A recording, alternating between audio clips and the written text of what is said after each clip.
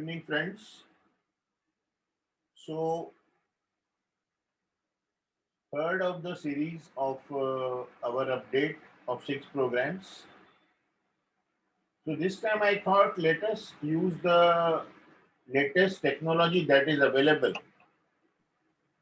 robotic assisted surgery, which most of us family physicians are not aware where to use and when to use.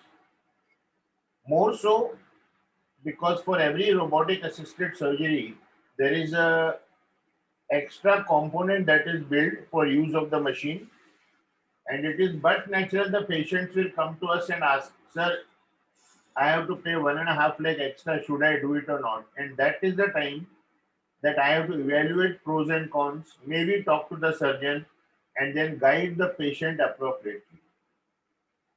So I know that Kokilaben Ambani Hospital has a robotic surgery, so I took a chance of calling 3 experts from there. Dr. Badwar, you have heard yes last week. He uses robotic for head and neck. Then I have Dr. Santosh Vagankar and I have Dr. Yogesh Kulkarni. Dr. Santosh Vagankar uses for prostate and other urological malignancies, and Yogesh Kulkarni uses for gynec malignancy. So let us hear them. A very rich fare for us today, and then question answers like always in the end. And our experts so far, Dr. Agarwal and Dr. Badora, have been very impressed by the quality of questions which come. So please keep up the tempo. Thank you very much. Dr. Badwar, please start.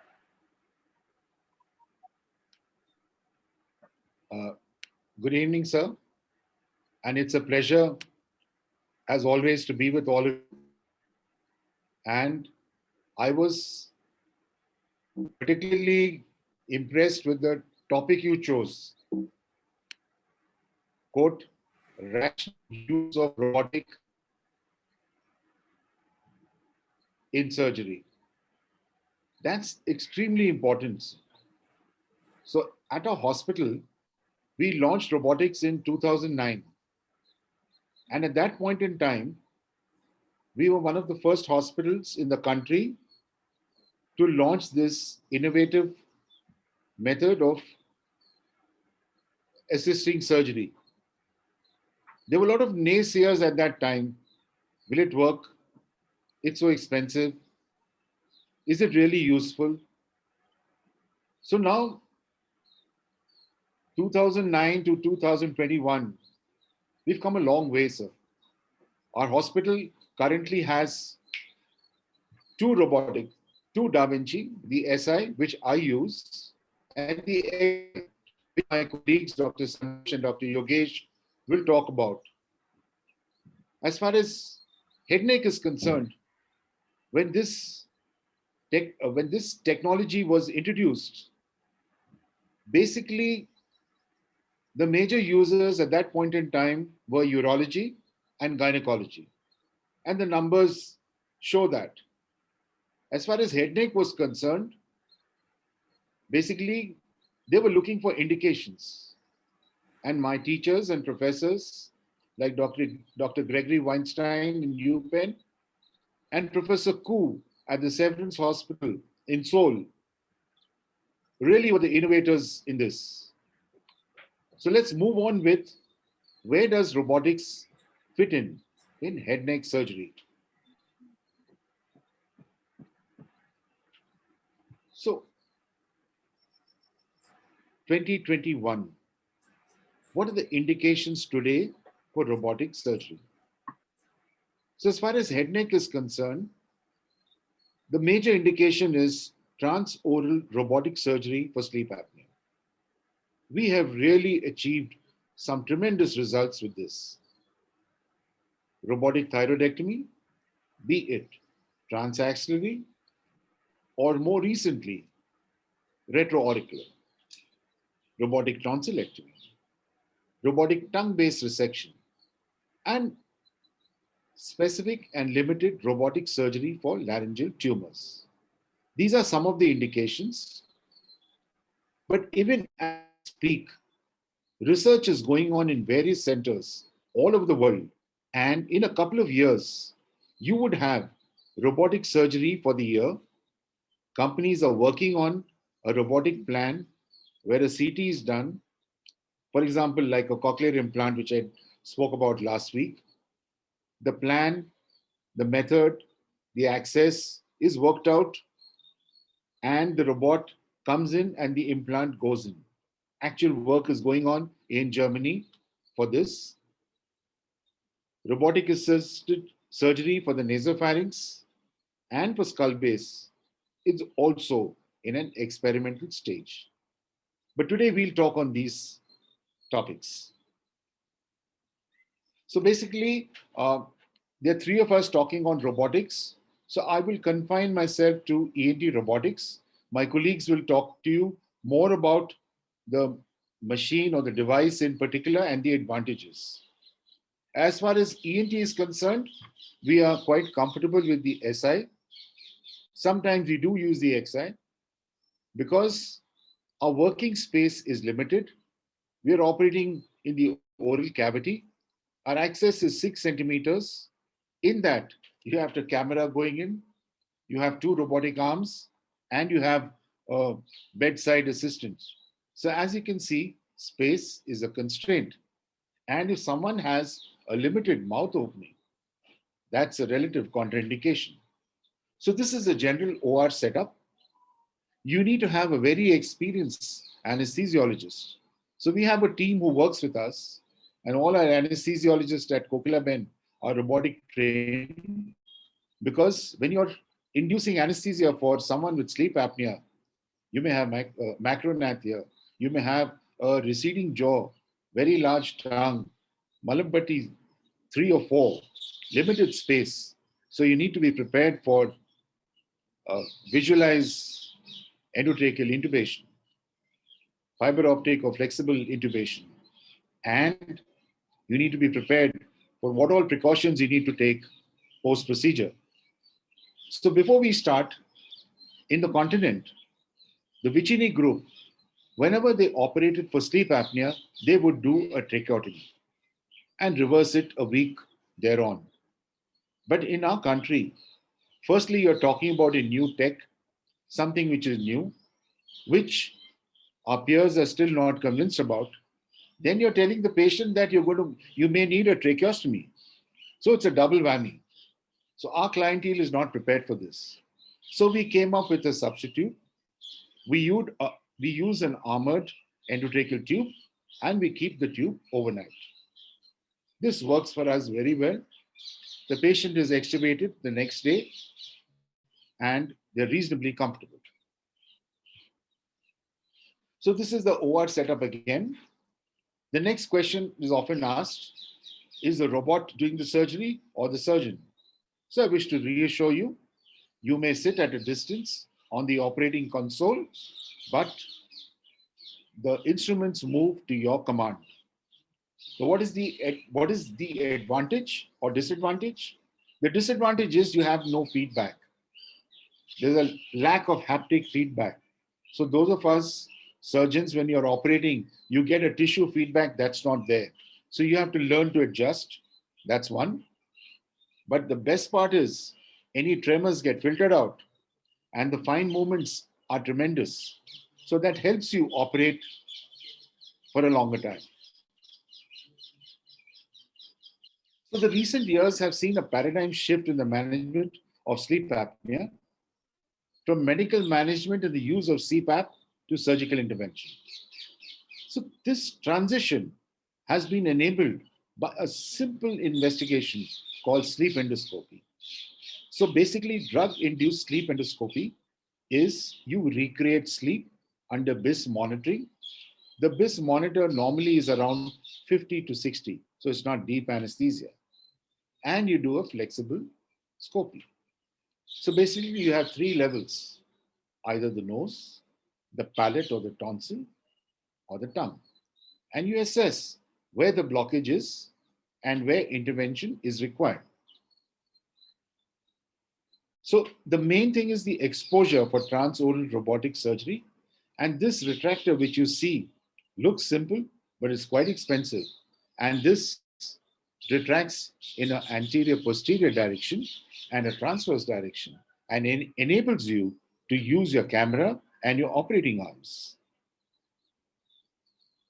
So this is something what sleep endoscopy is all about. So as you can see here, the palate, the nasopharyngeal aperture is narrow. Your tonsils are meeting in the, and as you go in, you find that the epiglottis is collapsing. So basically, the simple thing in sleep apnea is your tissues collapse during sleep. So what do?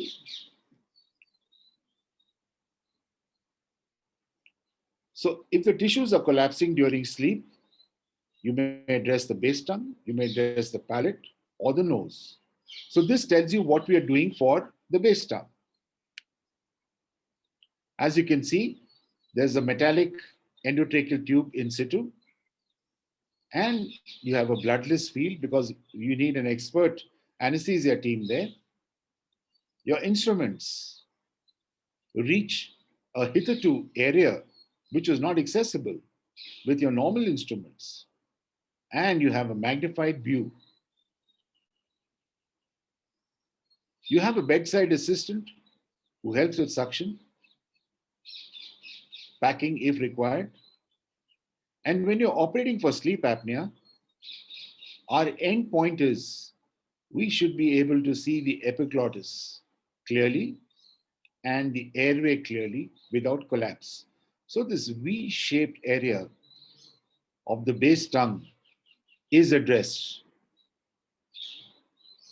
And the minute you see the epiglottis clearly, like you see here, that is your endpoint. The other common use of TORS is for tonsil. Now, tonsillectomy may seem simple, but what happens if you have a carcinoma of the tonsil or a malignancy of the tonsil? By doing a radical tonsillectomy with the help of the Da Vinci, the dose comes down tremendously.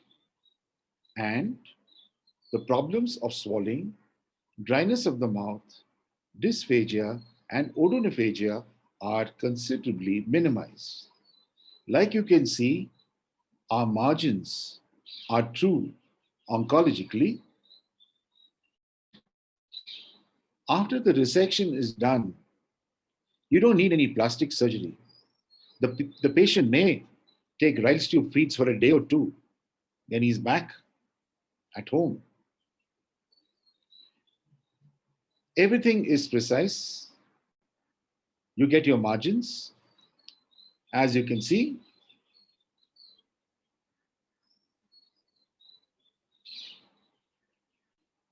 and the morbidity is minimized. Next, coming to tongue base resection. Now, this has changed the game. Earlier, to access the tongue base, either you had to do a segmental mandibulectomy or a mandibular swing. Now, with the help of the Da Vinci, you can access the tongue base and do a resection as I would proceed to demonstrate.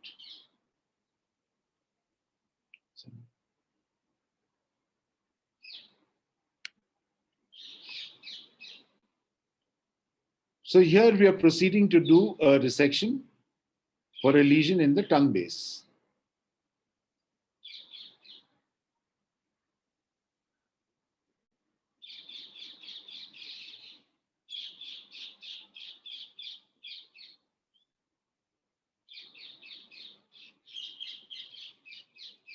The problems you generally face are bleeding, which is obviated with hypotensive anesthesia. Sometimes you may need to use an intra-op Doppler to assess position of the lingual arteries. And if you do encounter a bleed from the lingual artery, you use a clip to address that. And as you can see, the field is clear. There's minimal blood loss. You may or may not use a Ryle's tube, and the patient is extubated the next day. This same process would have needed a mandibular swing or a mandibular resection before the Da Vinci came in. Next, we talk of a supraglottic laryngectomy. So the first step would be to address the epiglottis, which is divided into two. Your bedside assistant comes in to make sure that the smoke is evacuated, any char is removed, and any bleeding is addressed. So essentially, you're going right up to the level of the false chords, the epiglottis is removed, and you're going up to the hyoid. So you can imagine you're doing this endolaryngically, and no external incision is being done. So this is a tremendous advancement. And as I will show you later, with the advent of the Da Vinci SP, even a total laryngectomy can be done with the help of the robot. Now, next, coming to what Dr. Asrani had spoken about, thyroid robotic assistant. So, my teachers from Korea taught us two approaches to the thyroid. One is transaxillary, the other one, which we are using now, is retroauricular.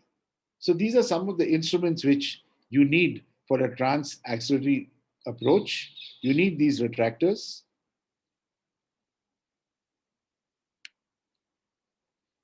The trocar, the instruments. So first you start off with a surface marking.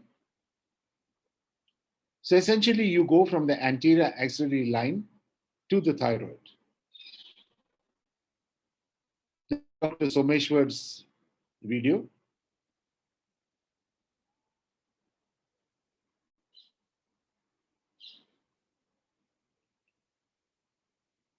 So this is your surface marking, hyoid, thyroid.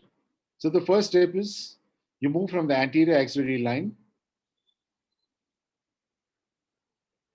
So when he started out, this process to reach the thyroid took about an hour or so. But as you do more and more, this time gets shorter. But still, you need somebody who's lean, somebody with a long, thin neck for it to be surgeon friendly, I would call it. And currently, all thyroid procedures are being done for tumors around 4 centimeters. Very large, bulky thyroids, we avoid this because it takes too much time. So currently, we're limited to tumors around 4 centimeters. I'm just going a little fast. So you can see the exposure of the thyroid. You have 3 instruments here. One to retract the thyroid, the harmonic, and another instrument, the Maryland.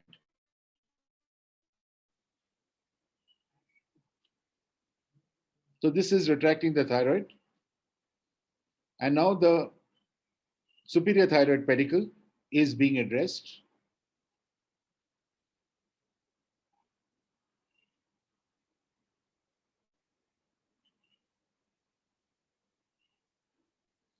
You can see the recurrent laryngeal nerve very, very clearly. But we also use what is called a NIM monitor. You use an endotracheal tube which sits on the vocalis muscle, and this is connected to an NIM monitor made by Medtronic, which, when you touch the nerve, sets off an alarm. As you can see, the surgery is bloodless, but the learning curve for this is steep. You have to do about 50 cases to be comfortable with performing thyroid surgery. The next relatively easy approach is the retroauricular approach devised by Professor Koo, our teacher. Severance Hospital in South Korea has made rapid advances in robotic surgery. So this retroauricular approach now gives us access to the submandibular gland. gives us access for thyroglossal cysts, allows us to do a neck dissection, and gives us access to the thyroid. So essentially, anything you want to do the neck, you can access from here. So this has been devised by Professor Koo. And these retractors also are designed by him. And as you can see right in. For those centers who do not have access to a Da Vinci, a long harmonic scalpel can be used. These are the instruments, again, designed by Professor Koo, and this keeps the skin flap in position and allows you to operate comfortably. So this is what it looks like. As you can see, your vision is excellent. 3D view, magnified. The only thing which takes some time here is handling the thyroid and the absence of feedback. These rolls are called cigar rolls. This is used for retraction during a robotic thyroid. And the only thing you need to be careful here is to retract the carotids out of your surgical field and to make sure that the recurrent laryngeal nerve is intact. But like you can see out here,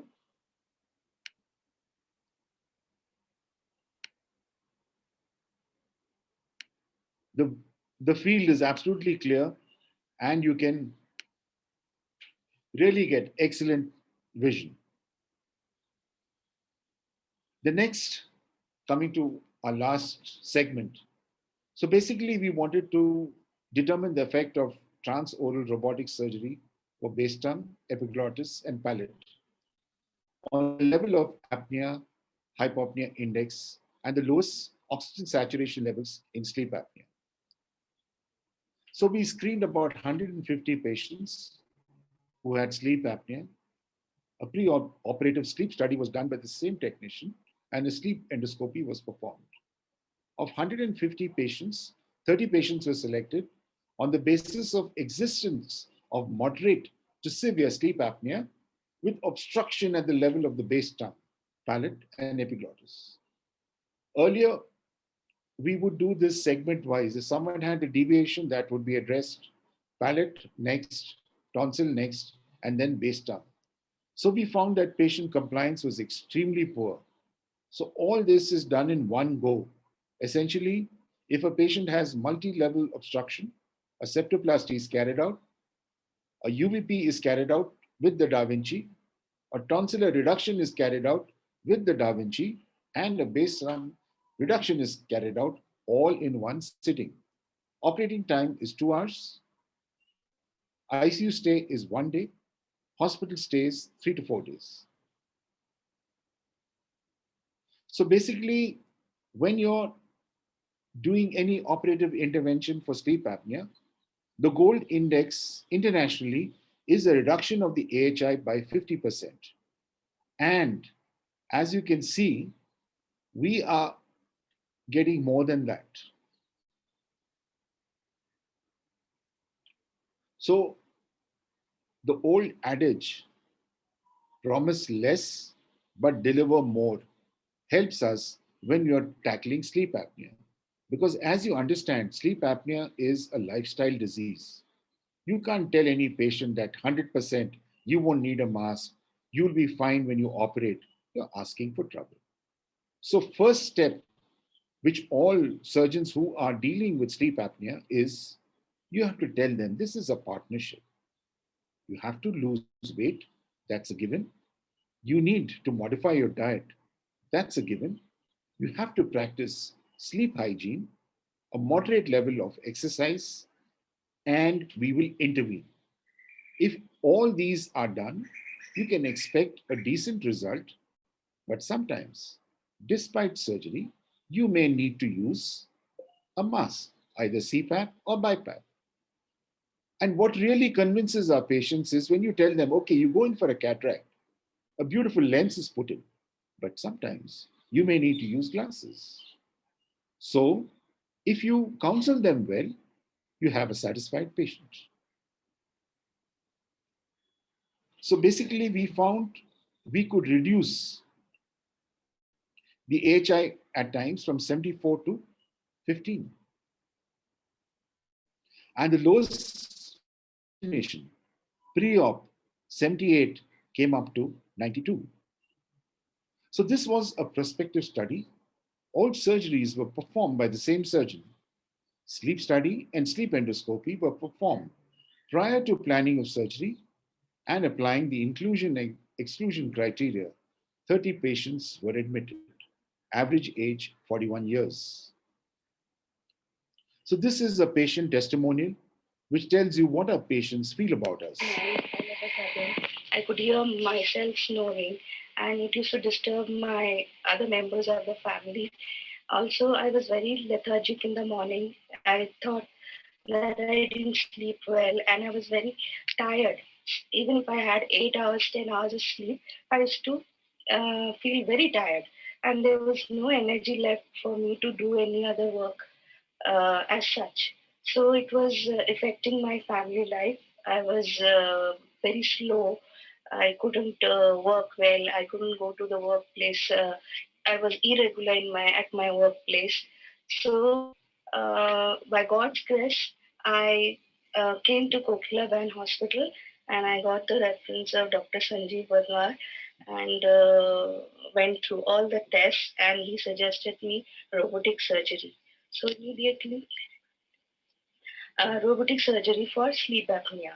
And immediately, we went through all the tests, and it was amazing that the operation went smoothly. And after that, even the care taken at the hospital was amazing.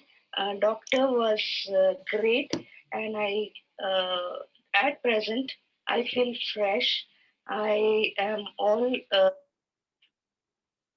So to conclude, we achieved 95% surgical success. We could reduce the AHI from 74 to 15. Minimum oxygen saturation went up from 78 to 92. Mobility less than 5%. And the rate of cure internationally is defined as an AHI less than 20 and a reduction in AHI more than 50%. So, like I said, when you're starting out with something new, it's better to promise less and over deliver. I think we've achieved that. Over to Dr. Asrani for any questions. So, in the words of my teacher, transoral robotic surgery not only offers our patients comparable or better outcomes for oropharyngeal and supraglottic lesions, it does so without decreasing the quality of life. I just want to share with you one video clip of something which will really change how we are going to perform surgery. That is the launch of the Da Vinci XP, which is still awaited in India. This is a single port robotic device, and this will change and extend the indications of head neck surgery.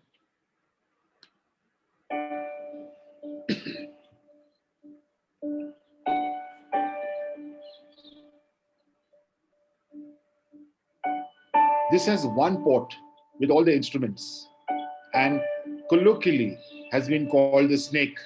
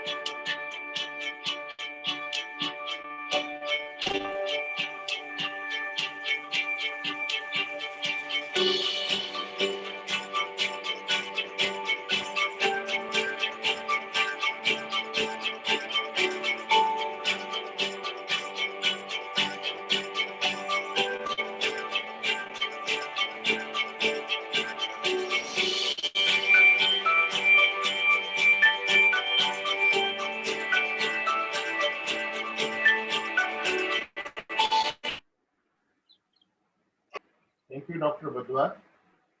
Thank you for patient We listening. have the questions in the end. There are some questions. Now I invite Dr. Santosh Vagankar to give his perspective and how it helps his patients and his specialty. Thank you so much for the opportunity, Dr. Asrani. And I think most of my job has been made very, very simple by Dr. Badwa's talk, where he has exposed to all to a very important technique which is in vogue. It has been there for a long time and it is catching up faster, which is robotic surgery. I am here to talk about how robotic surgery has helped patients to deal in urological cancers. So to quickly get to the talk, I would say that I have no disclosures as such. And this is the robot that Dr. Badwa was talking about. On the left, we have the recent XI version, and on the right down, we have the SI version. If you look at the components, I would like to go through it a little bit slowly. If you see this gentleman sitting here, can you see my pointer, sir? Yes, sir. If you see the gentleman sitting here, that's the console where the robotic surgeon sits and he sees a 3D 10 times magnified image. That's the robot with the patient as the bedside assistant. And this on the right here is the vision card, where the bedside assistant can see what is being done and he can help us or assist us at the right time. In the lower left corner are the master controls, where we control the robot with the help of our fingers. And that's where are the robot arms there, which are doing the surgery under our control. One of the arms is depicted here, where this is used for dissecting while doing the surgery. Now, I'm just going to play this video for you and you will have a better understanding of what I mean.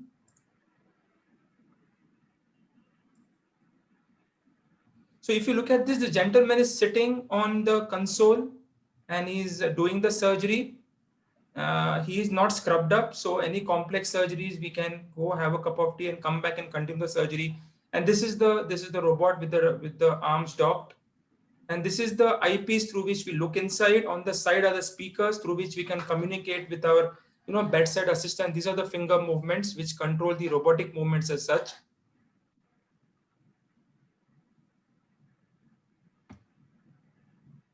Moving ahead, I'll just show you the setup we have at Kokilaben Dhirubhai Ambani Hospital. This is the surgeon console, as I told you.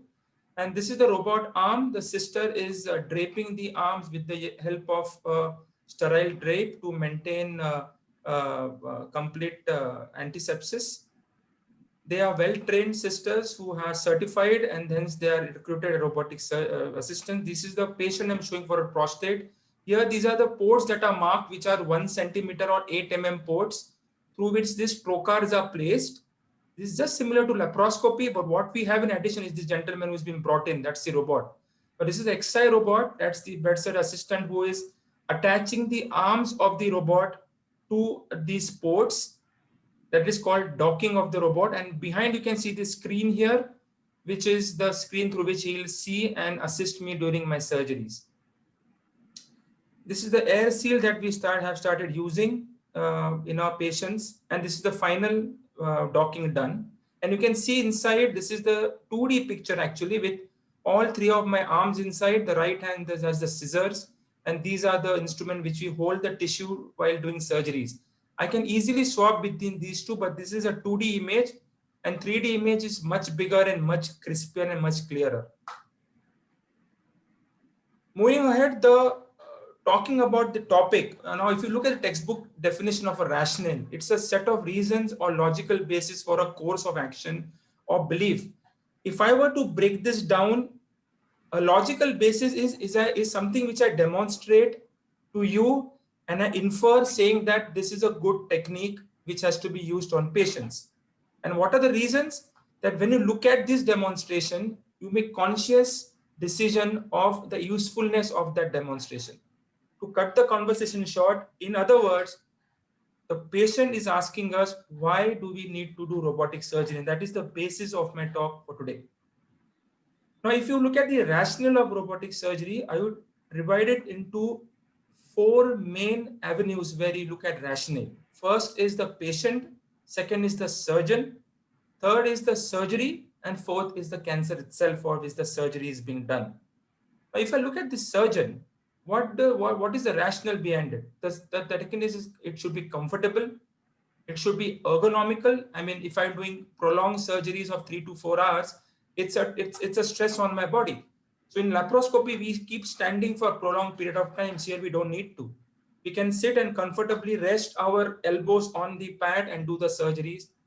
At complicated steps or steps which require proper concentration, I can go have a cup of water and come back and regroup myself and continue with the surgery. So that takes away a lot of stress on a surgeon when I'm doing complex surgeries.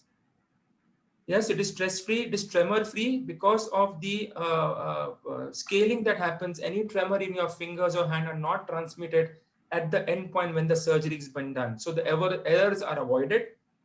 For the patient, what is important is less blood loss, early mobilization. If the patient is being operated in morning 8 o'clock, in the evening 6 o'clock is made to stand.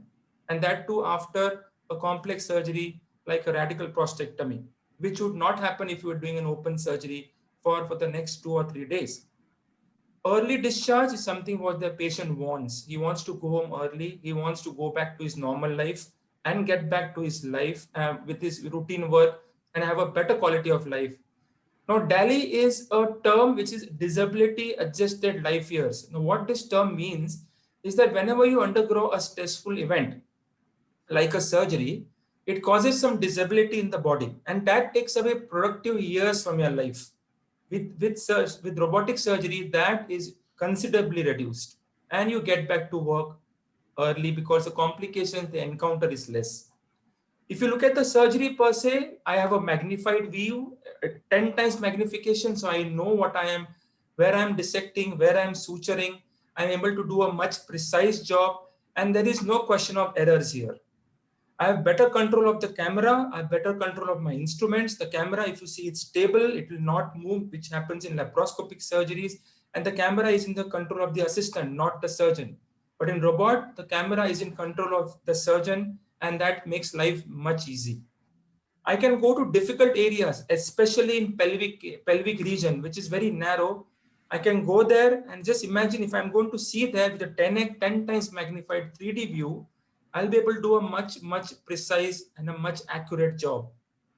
I can deal with more accurate, more difficult steps with precision, with ease. And of course, it is minimally invasive because I'm not taking long cuts, which adds to the morbidity of the patient. But I'm putting 1 centimeter or 8 mm, 4 to 5 holes in the body through which the instruments are passed, just like a laparoscopic surgery.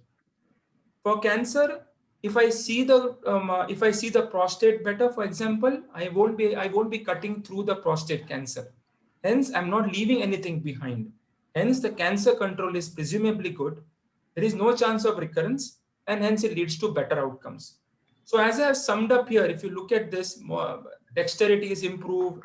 The intuitive movements. What are intuitive movements? If I move my hand from left to right, the robot moves his hands from left to right. In opposition to that, in laparoscopy, it's counterintuitive. If I move my hand from left to right, the laparoscope will move from right to left. So I have to register this movement in my head, but that's not the problem with robot, because it is just like doing an open surgery using a robot. Next, as I talked about, is 3D vision and improved ergonomics. Now, for the patient, if I were to look at the picture on the left, if I were to simplify it, what are the patient expectations? One, whatever I do with him, whatever technique I use on him, or whatever mode of treatment, whether it is robotic, open, or laparoscopy, it should be safe. He should be able to go home early. Nobody likes to stay in the hospital for a long time. He should be able to resume his work early. He should have a good cancer control. He doesn't want a recurrence. He doesn't want additional treatment other than undergoing surgery itself. He wants to get back his vital functions. For example, in prostate surgery, he wants to get back his control of passing urine control.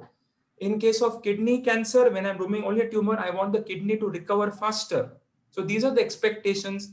And last but not the least, it should not be too costly. And you would like to work with an experienced team that we have here at Kokilabhen Dhirubhai Ambani Hospital. Surgery, if you look at the picture, says a lot of things. If you look at the left, open would entitle a long incision, prolonged hospitalization stay, and slow recovery.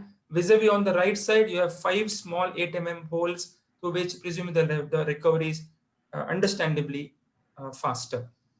If I talk about magnification, if you look at this piece of cotton, which you use in open surgery, that's called gauze piece. If you look at the blue dot, that is exactly what I would be seeing if I'm standing and doing the open surgery. But if I look at this same piece of cloth through the eyes of a robot, which is 3D magnification and 10 times, look at this. The blue dot as compared to this as magnified. So this, I hope I'm able to put this message across about the magnification that the robot can give you of an operative field when we use it, and how this helps us to do a precise job and avoid collateral damage or avoid errors that may happen in some of the open surgeries where some of the steps are blind. Dexterity, as I told you, we put with master controls, and this picture is depicting exactly that the movement of the robot arm is exactly similar to a human hand. As far as cancer is controlled, I've covered all this. When we talk about potency and urine control, that is what I'm referring to prostate cancer surgery, which can be done with robot because we are able to see the nerves which control urine function as well as the potency. So we are able to see the nerves, and that's where we do what is called as a nerve sparing robotic prostatectomy. In the yellow are something which is connected to the kidney surgery. The newer method of dealing with kidney cancers is not to take out the entire kidney, which was there earlier. We take out the tumor, the kidney remains behind. And this kidney that is left behind recovers faster if we use robotic surgery.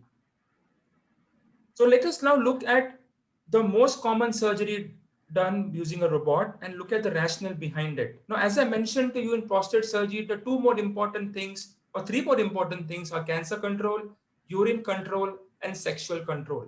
For the patient, more of it is the urine control, but for us, it is more of cancer control. If you look at the image on the left, the first image shows the prostate between the bladder and the urethra.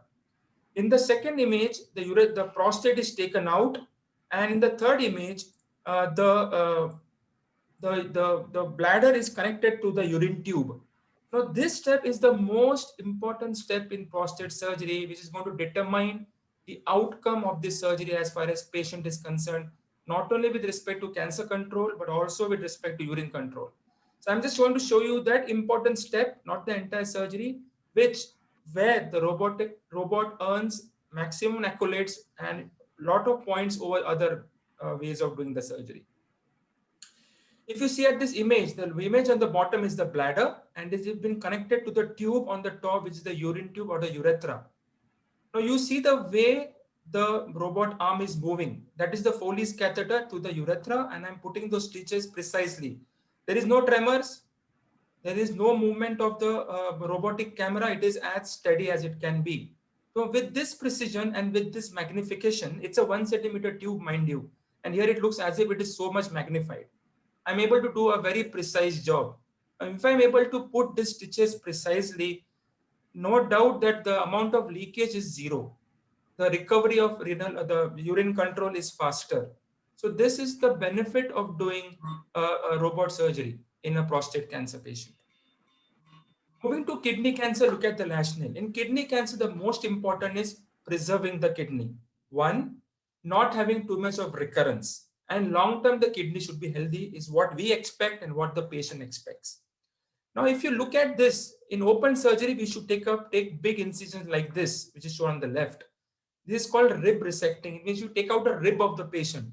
If you take out the rib of the patient, that itself is very, very morbid for the patient. Recovery is not as fast as it is expected naturally. And the patient goes home probably after a week or 10 days because he has to recover. Added to it are the complications of damaging the pleura or damaging the pleura, and that may cause an added days of stay for the patient. Now, this similar patient, if I were to put this small 8 mm ports as is shown here for a kidney cancer, I am sure that you'll be convinced that the amount of morbidity which will reflect into lesser hospital stay, early recovery is possible, and that's possible with robotic surgery. If you look at the image on the left, there is a tumor on the kidney, Earlier, we should take out the entire kidney, but now we take out only the tumor and stitch the rest of the kidney back. Now, this remaining kidney is very important. I'm playing the same clip. Here, the tumor is taken out, and what you're seeing is the cut end of the kidney. Now, look at the magnification of this image. The kidney looks, it's so huge, but it's not. And I'm able to put precise sutures using the robot, and this leads to very good outcomes. So this is the way we close the kidney. You can see the way I'm suturing. There is no tremor seen. Again, the camera is very stable and the vision is crystal clear. That's exactly what we need in complex surgeries like this, and this can be achieved with the help of a robotic surgery. Two more important technologies that we use in Kokila Ben. One is the Tile Pro. Now, if you look at this image on the top, you see this white blob, that's the tumor in the kidney. Now that is hidden in the kidney, but when I go inside, I may not be able to know where I put the incision. In this scenario, I use what is an ultrasound probe to see the location of the kidney. Now see, I'm moving the ultrasound probe on the top and look down. That's the normal kidney. Now when I come near to the tumor, you can see that white thing, that's the tumor. So once I know the location, I can precisely mark where I'm supposed to cut, and hence I'm not losing too much of kidney tissue. Hence the recovery is faster. This is another Firefly technology that we are using. If you see the right diagram, that's the kidney with the brown tumor. This is the main renal artery supplying the kidney. It has got two branches. One is going to the kidney and one is going to the tumor. Now, why should I? Now, if I were to clamp the whole artery, which we do in doing partial nephrectomies, I would be reducing the blood supply for the entire kidney, which I don't want. Because if I'm able to clamp the blood supply only to the tumor, the blood supply of the remaining kidney remains intact. That helps in earlier and faster recovery of the kidney, which would not be if I were to cut off its blood supply completely. Now, this is possible because we put a dye into the patient's body, into the veins. When we use infrared technology, when it hits the dye in the artery, it glows like a firefly, hence the name Firefly. That's the green color. Now, this is the video depicting it. See, I'm putting the clamp on the artery supplying the tumor. If I go ahead, you see this whole kidney, the tumor has become black. And then the right side is the liver, which is green here. Now, when I start cutting, you will find that the tumor has no green color, but the normal parenchyma below, normal kidney below, shows green color, which shows that the kidney blood supply is intact, and the tumor blood supply is the only blood supply that is cut off, and I can easily cut that tumor out. And this is what is seen in normal frame. If I were to move ahead, bladder surgery. Now, normally we take out the bladder, we make a tube with the help of intestine called a conduit and attach this kidney to this tube, and the urine comes through the tube into the bag. That's the rationale behind doing a bladder surgery. But some of them don't want this. The younger patient want more independent life. So we make a new bladder out of the intestine. Both these surgeries can be easily done under robotic guidance. So you can see, instead of a big incision, I put only these small holes and do this very, very complex surgery with better outcomes. In this way, I can deal with prostate cancers, adrenal cancers, bladder cancers, penile cancers, kidney cancers, and most of the retroperitoneal masses using a robot surgery. So robot surgery application, urological cancer, part which I'm going to stress more is the cost. I'm sure everybody would be making their notes by now. Now, what I mean by cost is, look at these 5 parameters, the 4 parameters where robot is established to be better in all terms as compared to open laparoscopy. One is blood loss, chance of recurrence, urine control, and DALI, which I already discussed. Now let us take, I can't explain the cost benefits in all the surgeries because time constraint, but I'll restrict myself to the most common surgery done, which is the prostate cancer surgery. In a radical prostatectomy, which is it called, you look at the robot surgery and look at the open surgery. You look at the first, that is discharged 2 days after surgery. We have a package of 5. We always tell the patient they can go home on 2 days, but the choice is left to them. As compared to open surgery, it takes 10 to 15 days of surgery. Return to routine work is on the 5th day. I mean, routine work is not household. They can get back to their job also on 5th day. That's what you're listening to. but in open surgery, it will take more than a month. Catheter is removed on the 7th or 10th day, but it takes around 3 weeks to remove the catheter. In urine control is 9 to 10 months early as compared to open surgery. The better cancer control is there because the reasons I already mentioned, because no disease is left behind. But here, because some steps are blind, there is a slight chance of leaving some tissue behind, and hence this entails that the patient will have more follow-ups, more tests, and more than that, they might be asked to undergo radiotherapy or hormonal therapy as a addition to robotic surgery.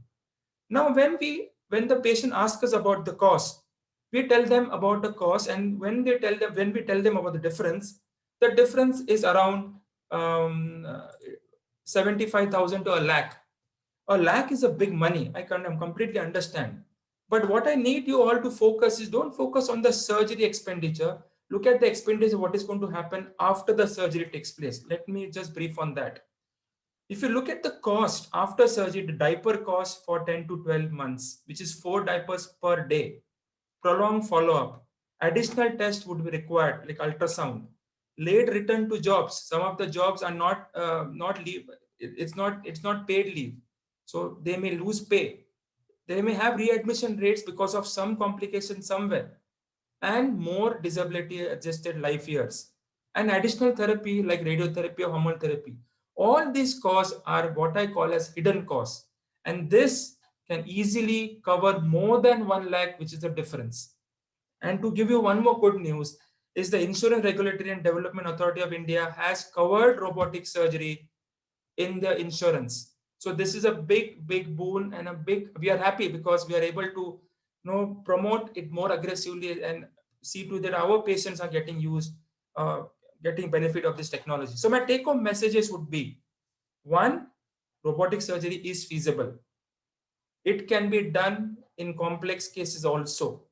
It is safe. As I explained to you, it is safe because of multiple reasons: better vision, better dexterity, and good training. It is cost effective. Don't look at the cost which you are entitled to when you are admitted. Look at the cost in the longer run, because the benefit that the robot gives you, the other costs are avoided in robotic surgery.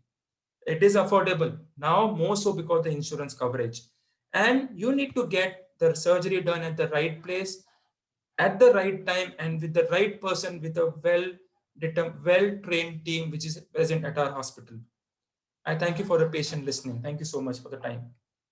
Over to you, back. Thank you, Dr. Santosh. Very insightful. And I think most of the patients do not understand the hidden costs for everything, and more than the money, the suffering. Yeah, absolutely. So, and that is where a family physician can guide the patient.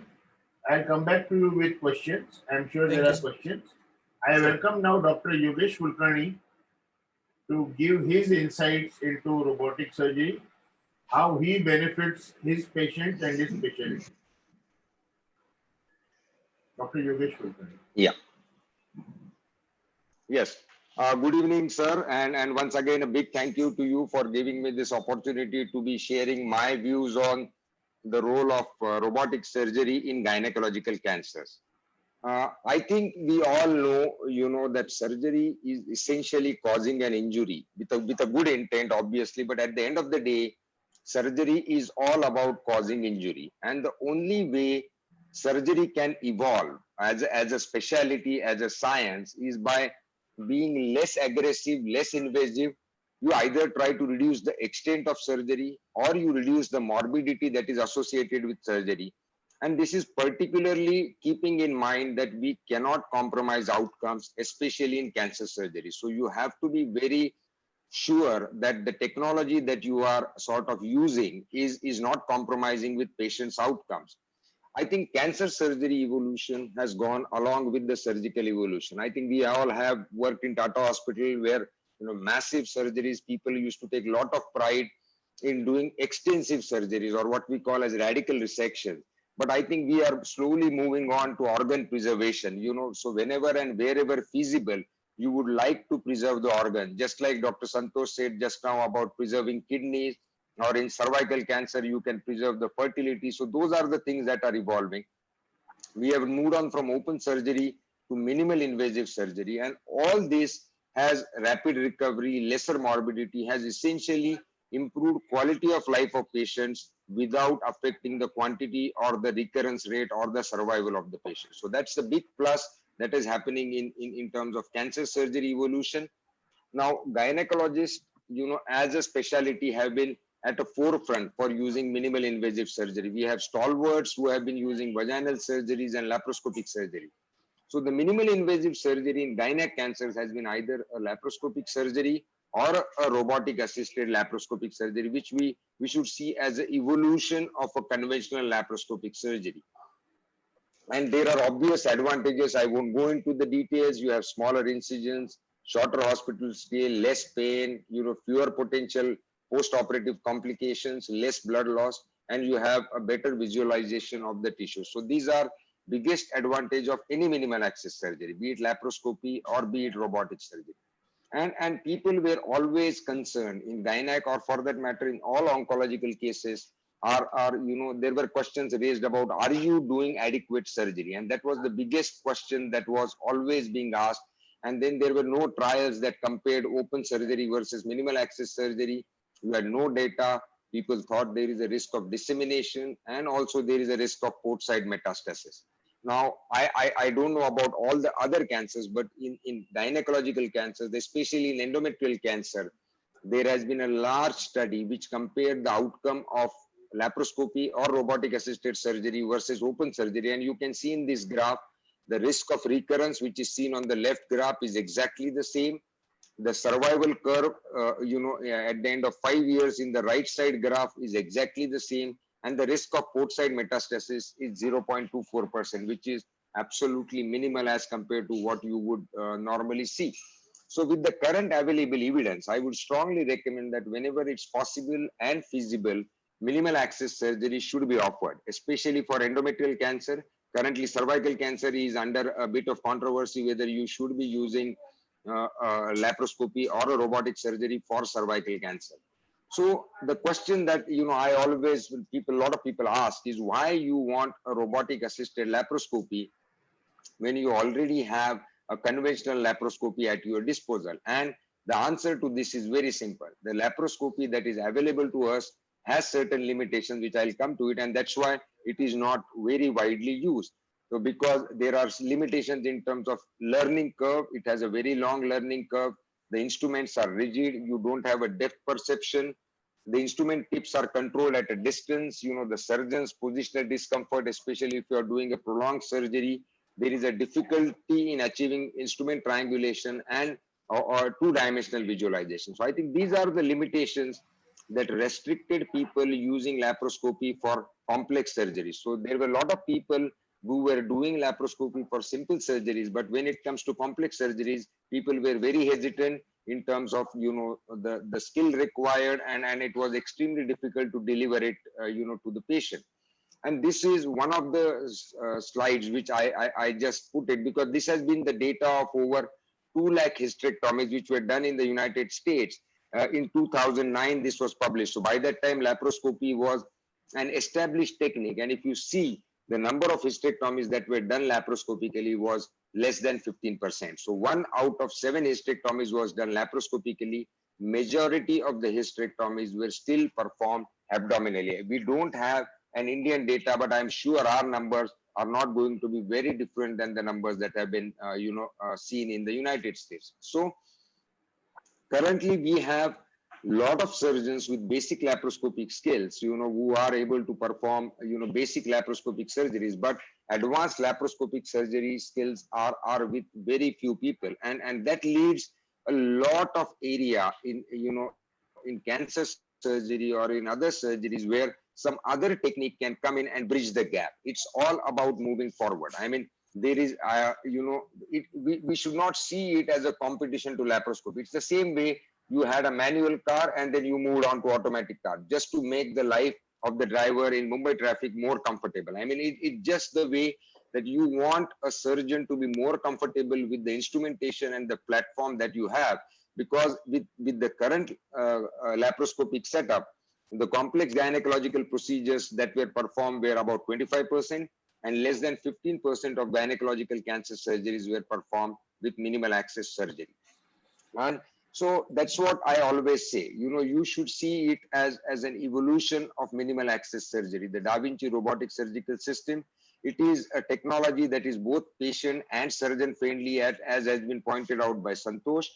But what I want to say is that this is, you have Sachin Tendulkar in terms of laparoscopy, this is Virat Kohli. And 5 years down the line, there is going to be some other technology that's going to come and replace the Da Vinci robotic surgical system. And we will have to accept that, because technology has to evolve to make life of both the end user as well as the user comfortable. And that's what currently Da Vinci offers. It's a technology which is extremely patient and surgeon friendly. I think it's called Da Vinci because we know Leonardo da Vinci for his famous paintings, but I think, he was the first one who designed a robot, in terms of designing, and then that was used to entertain the royalties. So that's why the surgical system is called as the Da Vinci robotic surgical system. I think I won't go into the advantage, but the biggest advantage that I see amongst all this is the flexibility of the instrument and the size of the instrument.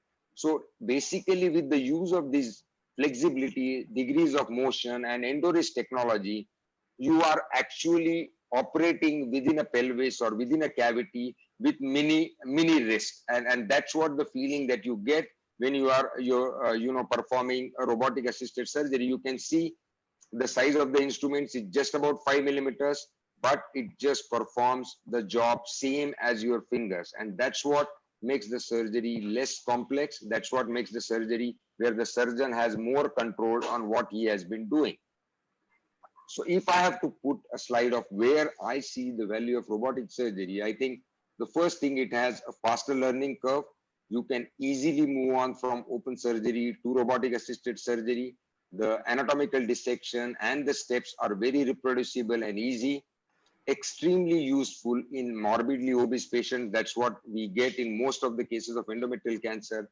And first time, in the evolution of surgery, there has been a computer interface between the surgeon and the patient. And I think that what makes things more reproducible, more accountable, and more easy. And what this all will do is that it will increase use of minimal invasive surgery. So I always say that modern medicine is not about individual brilliance. You have 5 great laparoscopic surgeons that cannot cater to the population of Mumbai. I think at the end of the day, you need a technology that will allow surgeons with average skills or more than average skills, to be able to use minimal invasive surgery. And that's what robot does. It bridges the gap between the skill of the surgeon and delivery of minimal invasive surgery. And here are 2 videos, they are short videos. Here, I'm just comparing the pelvic lymphadenectomy I did in an open surgery and what we do in a robotic assisted surgery. And you can see the steps, the movement of the instruments is exactly the same what you would be doing in an open surgery. So here you can see, on the lower end is the Da Vinci robot operating, and you can see that's the external iliac artery, one of the main arteries of the lower limb, and you can dissect very close to the vessel without being afraid of injuring it, because you have great control that is available to you, provided by the platform on the tip of the instrument. So you can very well work very closely with the blood vessels, be it aorta, be it iliac veins, be it external iliac vein, be it ureter, be it bladder.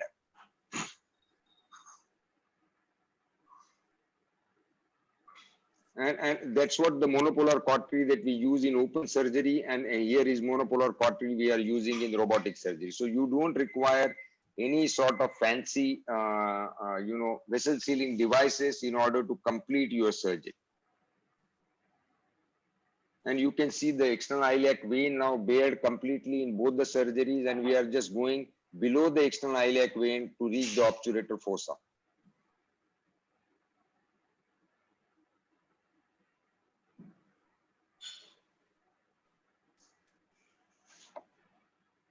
And that's the obturator nerve which is there. And once you see the end result, you can see the entire pelvic anatomy bare exactly the same way as you would do in a conventional open surgery. And that's what I feel is the biggest advantage of robot. that it allows you to perform surgeries exactly the way you have been trained to perform surgeries. It's just about using the extra, instrumentation and the flexibility of the instrument that just makes your life very comfortable when you are sitting on the console as a surgeon. And you can see the end results of both the surgeries. You cannot, if I just put the photograph, nobody will be able to identify which was done by open surgery or which was done by robotic assisted surgery. And that, in my view, is the biggest asset of robotic assisted surgery. Where do we use in gynec cancers? I think cervical carcinoma, as I said, there has been a lot of controversy currently, in terms of using minimal access, but the biggest indication for us in our practice is surgery for endometrial cancer. I think majority of in almost 90% of cases of endometrial cancer at our place are done by a robotic approach. Then it can be used for pelvic exenterations, groin node dissections, restaging surgery, where a patient who has been already operated upon outside and then later on they found the cancer and you need to do a restaging. That's where we have been using robot. And you have also been using it for radical trachelectomy, which is sort of a fertility preserving surgery for cervical cancer. But I would highlight or focus mostly on endometrial cancer because that's the most common indication for which we have been performing a robot assisted surgery. Because surgery is the primary treatment for CA endometrium. Majority of these patients are obese and they have medical comorbidities. About 30% of these patients would require a para-aortic lymph node dissection, which is extremely difficult, if you are using conventional laparoscopy, because you are dissecting very close to the aorta and the IVC. And last is the sentinel node sampling, which is basically identifying the first node in the pathway of the spread of cancer by using indocyanine green dye. And then rather than doing a complete lymphadenectomy, you just sample those lymph nodes. So that allows you to avoid the morbidity that is associated with a complete lymph node. And these are some of our robotic assisted patients. You can see the size of the patient, the abdomen, the multiple scars. And in spite of that, we have been able to complete the surgeries comfortably in this subset of patients. And I think obesity is one of the biggest indication for using a robotic assisted platform. Because if you see the laparoscopy data, the moment the patient BMI goes more than 40, the conversion rate that is not able to perform laparoscopy is almost 60%. So 6 out of 10 patients with BMI more than 40, you start doing a laparoscopy and you are not able to complete the laparoscopy because the certain challenges that obese patients, throw at your face. So morbidity in these patients where you have to convert is extremely high. So you need a platform where you can sort of confidently perform a minimal access surgery in morbidly obese patients. And that's where, again, robot helps you. So this is our data. We have done 298 cases of robotic assisted surgeries for endometrial cancer. The medical comorbidity was almost seen in about 63% of patients, and about 34% of patients had a previous abdominal surgery. And if you see, almost 70% of our patients had BMI more than 30, and about 20% of the patients had BMI more than 40. So these were the obese patients where we were able to perform the robotic assisted surgery easily in spite of them having a very high BMI. In all the patients we performed hysterectomies. In about 67% of cases we performed hysterectomies plus pelvic lymph node, and in about 77 cases we performed the para-aortic lymph node dissection. Our time for surgery for hysterectomy, it has gone steadily down from say 70 minutes to about 43. For pelvic lymph node, again, it has come down from 70 minutes to about 35 minutes. But for para-aortic lymph node dissection, because obviously it's an extremely difficult procedure in terms of, it's not difficult in terms of the procedure, but you are just dealing with all vital structures in the retroperitoneum, like the inferior vena cava, the aorta, the duodenum, and the ureter. We have been able to perform para-aortic lymph node dissection currently in about an hour, that is about 60-65 minutes. So that's how we have evolved over a period of time as the number of cases have gone up. Now we compared our parameters, in terms of the international standards. The blood loss was 90 ml on an average. Hospital stay is plus or minus 2 days. We resected adequate number of lymph nodes. Importantly, we had only 7 conversions. Okay, so out of 298 actually, rather than 225, we had only 7 conversions, which is less than 5%. What we would see, we had 4 intraoperative complications and about 7 patients had post-operative complications. Here is a small video that I will just highlight about sentinel node mapping, where you give a dye into the cervix about 15 minutes prior to starting the procedure. And then as you go, you have an infrared camera picks up. So this allows a track to be followed to the lymph node, which is the first lymph node in the pathway that you need to dissect. And if this lymph node is negative, there is a high possibility that the rest of the lymph nodes are negative. So rather than doing a complete lymphadenectomy, we are only removing such lymph node. So that allows a significant reduction in morbidity, in terms of, because you must have seen a lot of patients who have undergone lymphadenectomy come back to us with lymphedema and swelling of the legs, and that becomes the quality of life extremely difficult. So here you can identify the lymph node by identifying the green dye or the indocyanine green. You resect this lymph node and submit it for evaluation, and that's what completes the that what sort of excludes the need of complete lymphadenectomy in these patients. And that's one of the biggest advantage that the current robotic system, the Xi system, offers you, is the Firefly technology, which has a near infrared camera inbuilt that identifies the indocyanine green dye, and that just reduces the risk of lymphadenectomy or need of lymphadenectomy in patients who have low risk endometrial cancer. So I think that is, and this is the way it is going to be. I think in times to come, sentinel lymph node mapping will be the standard of care for early endometrial cancers rather than doing an extensive lymph node dissection. And here is a small video about para-aortic lymph node dissection. As I said, on the left hand side, you can see the inferior vena cava.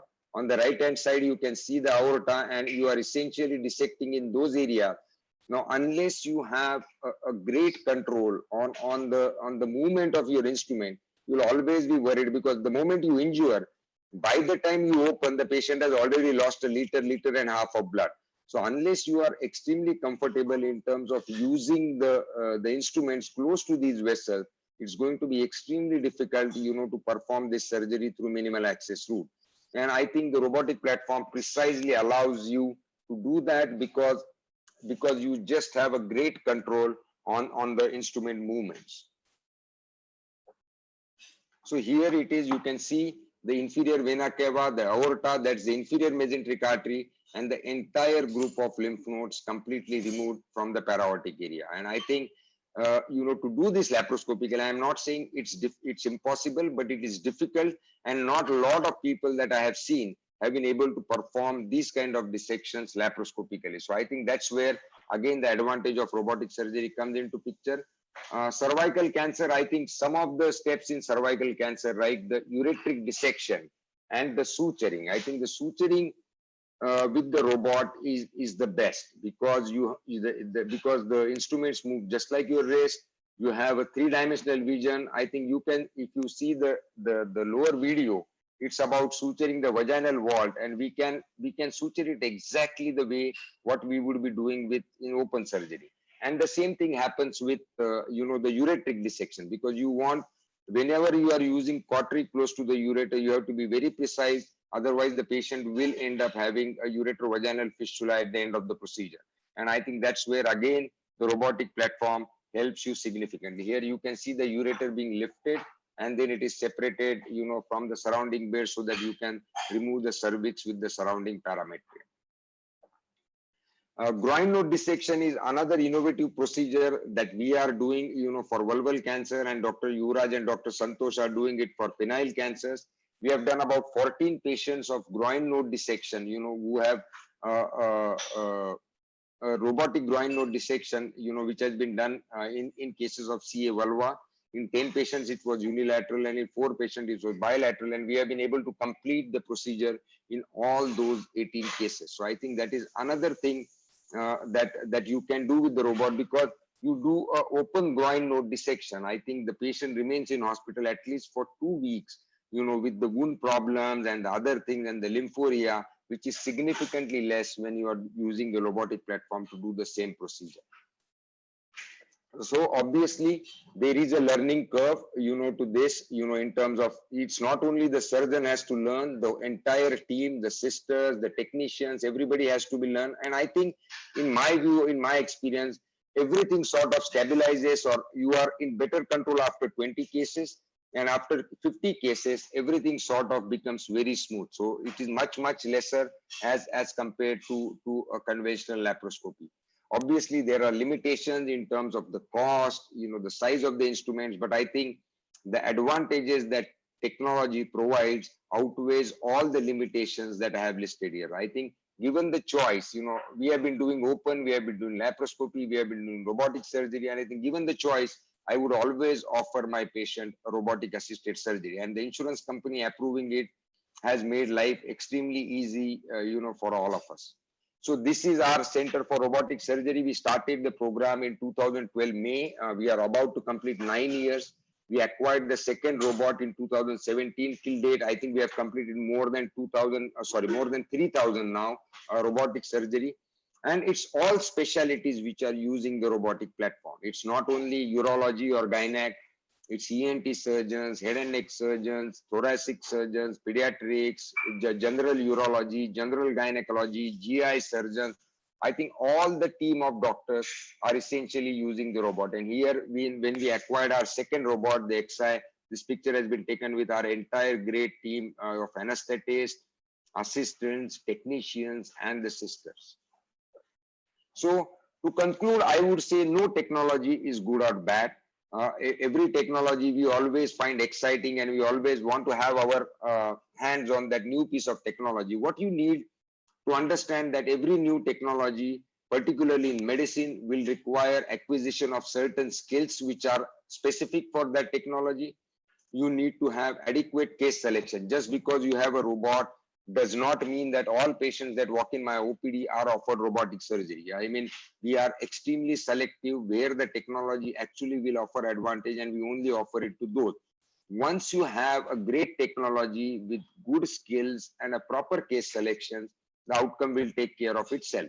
But if you don't use it, you may have the most expensive car in the world, but if you try to drive it on Indian roads with our kind of giant speed breakers, you are bound to get blocked. So I think logical, sensible use of technology, with using technology with a lot of common sense, empathy, and understanding the patient's needs and requirement. Once we understand that, we are ready to shake hands with any technology that comes our way. I thank you all, and thank you for giving me this opportunity. Thank you very much, Dr. Yogesh. Thank you very much, all of you. So I will start with the question. Since Dr. Yogesh is already on the platform, there is one question for you. Can we use robotic surgery for widespread endometriosis? Oh yes, I think it provides a biggest advantage in endometriotic surgery, because endometriosis surgery is as complex as a cancer surgery. So I think anything that requires extensive dissections and precise dissections and extensive suturing, the robotic platform will always offer you a great help. Thank you, sir. Then I think Dr. Santosh has been already anticipated his questions. So there are no questions for him, but I will request him to answer this question which he did on the chat. Can bariatric surgery be done through robots? Yeah, it definitely can be done, but and it is one of the areas where the robot does help. As Dr. Kulkarni just mentioned, patient with high BMI, with all its indolent risk if he undergoes open surgery, and that can be negated or refuted by doing minimally invasive surgery on a robotic platform. But we have got Dr. Manoj Jain and Dr. Mulchandani with us, who would be of more use and would be better there to answer this question, because I deal with more of urological cancers. But yes, in a nutshell, bariatric surgery can be done using a robot. Thank you, sir. Dr. Sanjeev Badhwar, what are the chances of injury to the recurrent laryngeal nerve in robotic thyroidectomy? So like I'd mentioned, normal thyroid surgery, the damage to the recurrent laryngeal nerve remains 1 to 5%. This incidence has not changed. The only advantage we have when you're doing a transport thyroid is we are using a NIM monitor, which we also use when we do a routine thyroid procedure. So this monitor guides us and gives us an alarm. We have the largest number of cases in India using a NIM monitor for thyroid surgery. This normally comes in handy when you're doing a recurrent procedure, when there are adhesions or you're dealing with malignancy. So the incidence does not change. If at all, it is lower. Can pituitary adenoma be resected by transnasal approach with robotic, or without robotic is a good enough? So at this point in time, for pituitary surgeries, we are doing endoscopic excision. The work is going on for endoscopic skull-based robotic assisted surgery, but we have not reached there yet where a pituitary adenoma can be excised with the help of a Da Vinci. It's work in progress. Thank you, sir. Chances of damage to parathyroid gland during thyroidectomy using robo. So again, the incidence in this also is less than 5%. The incidence is not different from open surgeries. In fact, it's less because you have magnification of into 12. You can see where you are, and it's extremely low. It's not happened in our hands so far, but whenever you're doing a total thyroidectomy, the parathyroids may not be damaged, but the vascularity at times can be compromised. So you may have transient hypocalcemia, which normally reverts back to normal. Few words about laser-assisted tonsillectomy versus robotic tonsillectomy. Right, sir. So, sir, in today's day and age, you have only three options for tonsil. Either it's cold T, where you may use a bipolar cautery. That's one. Two, you may use plasma, that is coblation for tonsillectomy. And three, robotic assisted tonsillectomy. The indication for robotic assisted tonsillectomy would be where you suspect malignancy, one. Two, where you want access to the paratonsillar region, be it for a biopsy, be it for excision of something which may be there, or sometimes for Eagle syndrome. So the toss-up is between a coblation-assisted tonsillectomy vis-a-vis a robotic. So the robotic tonsillectomy has specific indications. General, one would do a plasma or coblation-assisted tonsillectomy. Thank you, sir. A question to Dr. Santosh. Dr. Santosh, if a patient who wants to undergo prostatectomy and there is no malignancy, he opts for robo, would you say there are advantages in using robo over the TURP? Yes, there are, and there is the whole concept of TURP is that we make an apple core channel into the obstructing prostate through which the urine can flow. Now, what is important is the amount of tissue that is removed during these procedures. That is one, because it is going to regrow slowly, gradually. Secondly, endoscopic procedures are through the urethra. And if you tend to spend more than 2 hours or 1 hour of resection time to the urethra, likely that the chances of stricture is very high. Now, to negate this, we have started doing robotic Millin's prostatectomy, robotic transvesical Freyr's prostatectomy, especially in prostates which are more than 100 grams. The last one we did was around 230 grams. Now, if you ask me the difference, one, we are absolutely avoiding the urethra. So the urethra, the whole complication of strictures are gone. Secondly, if you weigh the tissue that is removed, if you take a 230-gram prostate, and the amount of tissue will be around 175 to 180 gram tissue which is removed, because we are seeing the whole adenoma. So that makes, we believe, makes a big difference. So yes, robotic surgery will help in patients who have got more than 100 grams, because we are able to give them a longer duration of symptom-free life. Any absolute contraindication for using robots in urology? In urology per se, there are not much contraindications because we are using in virtually all the urological cancers, but there are few areas which were considered contraindication, like transplants, where the robot is coming in a big way. So as such, there are no contraindications to do use robot in urology. But patient contraindications are there, where patient has got high COPD, but these can also be managed intraoperatively by decreasing the pneumoperitoneum. So these facilities are there, but per se for disease indication, there are not much in the contraindications for robotic surgery. Thank you. There's a question which I will throw to all the panelists. Are dentists using robotic surgery for impacted wisdom tooth extraction, which require mandible resection and has almost 6-month recovery cycle?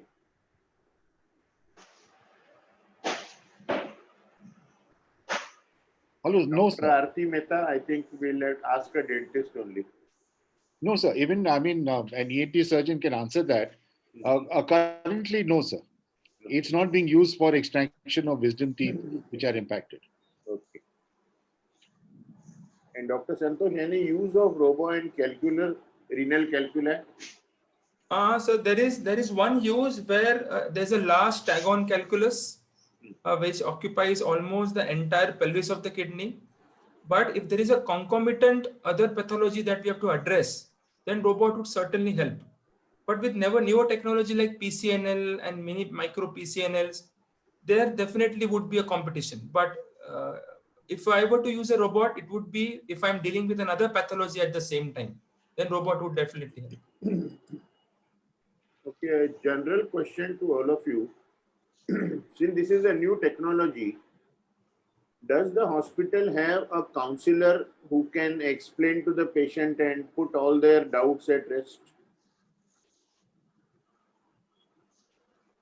So this is tackled individually. Individually. Okay. Dr. Yuvraj does have a counselor who deals with all robotic surgery-based issues, be it the financials, be it the process.